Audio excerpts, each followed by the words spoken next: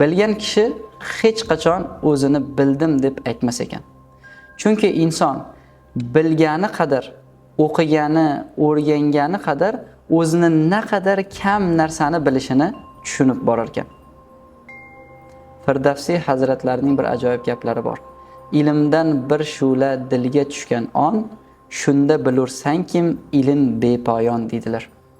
Agar bir insonning qalbiga ilmdan ozgina bir shu'la, bir nur yog'du tushib qolar ekan, u inson naqadar kam narsa bilishini, ilm asli bepoyon ekanligini, uni bilish uchun, uni o'rganish uchun insonning umri yetmasligini va inson umrini oxirigacha ilm izlash bilan o'tishi kerak ekanligini tushunadi va bundan buyog'iga faqatgina ilm olish bilan band bo'ladi.